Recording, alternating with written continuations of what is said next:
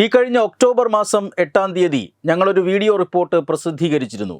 അത് ഈ തിരുവനന്തപുരം ജില്ലയുടെ പല ഭാഗങ്ങളിലും പോപ്പുലർ ഫ്രണ്ട് എന്ന നിരോധിത ഭീകര സംഘടനയുടെ രാഷ്ട്രീയ വിഭാഗമായ SDPI വൻ കലാപത്തിന് തയ്യാറെടുക്കുന്നു എന്നായിരുന്നു ആ റിപ്പോർട്ടിൻ്റെ ഉള്ളടക്കം.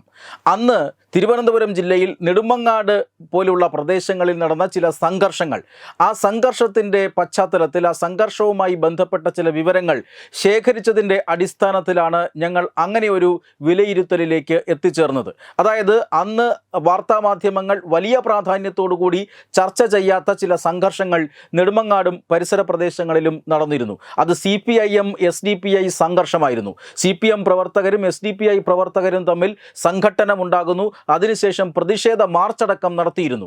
SDPI നടത്തിയ പ്രതിഷേധ മാർച്ചിൽ CPIM പ്രവർത്തകർക്കെതിരെ വ്യാപകമായ അക്രമം നടത്താനുള്ള ഗൂഢാലോചന നടന്നിരുന്നു. എന്നാൽ ഈ മാർച്ചിനെ നേരിടാനായി CPM പ്രവർത്തകരെത്തിയത് മാരകായുധങ്ങളുമായിട്ടായിരുന്നു.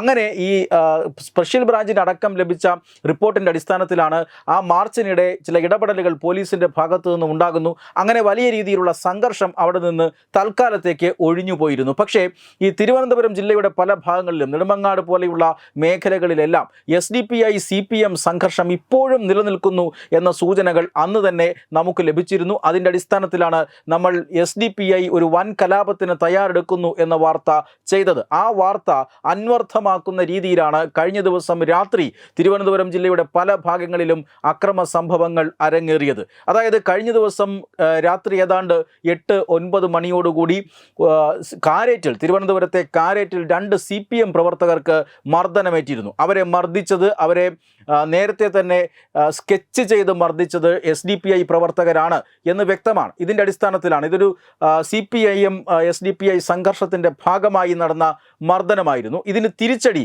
ഏതാണ്ട് രാത്രി 11 മണിയോടുകൂടി CPIMൻ്റെ ഭാഗത്ത് നിന്ന് ഉണ്ടാകുന്നു. കാരേറ്റിലെ ഒരു വീട്ടിൽ പാർക്ക് ചെയ്തിരുന്ന SDPIയുടെ ഒരു ആംബുലൻസ് ഒരു മുഖംമൂടി ധരിച്ച സംഘം ആക്രമിക്കുകയായിരുന്നു, അടിച്ച് തകർക്കുകയായിരുന്നു. വീടിന് മുൻവശത്ത് പാർക്ക് ചെയ്തിരുന്ന SDPIയുടെ ആംബുലൻസ് ആണ് അടിച്ചു തകർത്തത്. ഈ സംഘം CPI പ്രവർത്തകരാണ് എന്നാണ് SDPI ആരോപിക്കുന്നത്. അടിക്ക് തിരിച്ചടി എന്ന നിലയിലാണ് ആംബുലൻസ് പൂർണ്ണമായും തകർന്നു എന്ന് തന്നെ പറയണം.